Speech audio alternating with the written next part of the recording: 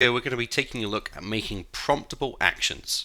So if you're not already aware, an action is just what is used when you want to compile a program or basically run a command when editing a piece of source code. So for example, an action is set up to create bound program, and that will run that. And that failed. I wonder why that failed. It's because of this plus right here. So I'm just going to fix that up, save it, and then run it again. Now, you may be wondering, after I choose my action, it's actually prompting the command. It's showing me the entire command as it is. And now let me show you why. If we go and look in the Actions menu and find that action that we're running, so I believe it to be this one right here, it's got a question mark right at the front.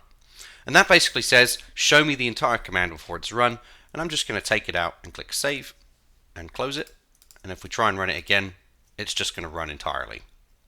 Now, of course, if you don't remember, we can actually see the output of the command by going to the output panel and looking at IBM output, and of course scrolling to the top of the spool file here.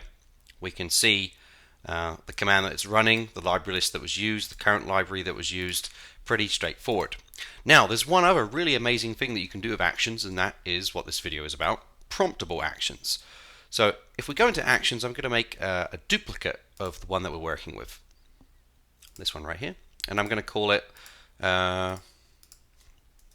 prompt. So it just puts prompt right at the start. And what I'm going to do is make it so some of these parameters are actually prompted before they're entered in. So for example, maybe the target release should be a promptable value. So what I'm going to do is take out the current value there. I'll just use Command X. And I'm going to type a $sign and then open and close squiggly brackets. This takes three values. First of all, it takes the name, so I'll just call it TGTRLS, all lowercase. The second value after a single pipe is going to be the text or the label on the field, so target release.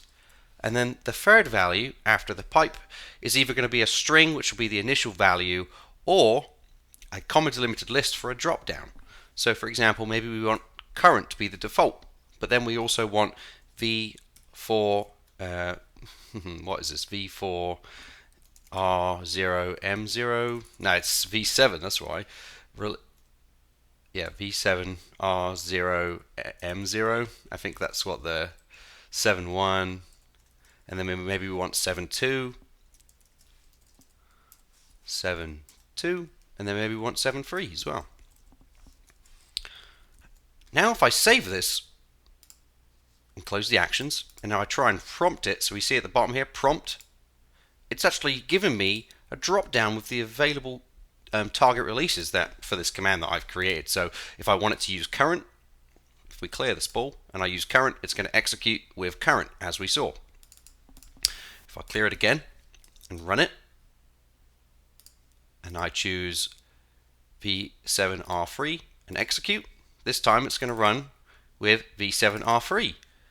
So that's a promptable command. Now I will show you one more thing about the promptable command. If I close this, go to actions, let's go and edit our prompt. And what I want to do this time is actually make it so the program name is variable.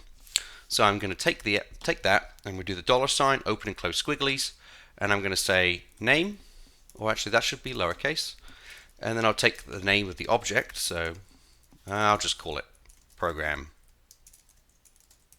name, and then the initial value. So in this case it's going to be open member, that's the initial value. If I save, close, and run my promptable action again, you'll see here that now I can change the name of the program before it's compiled. So maybe I want to call it code test 2 with the target release of current, and I can do execute, and there we go. Create bound RPG program for Barry code test 2 was successful. And if we look at the command, we can see here that in the command Barry code test 2 was used.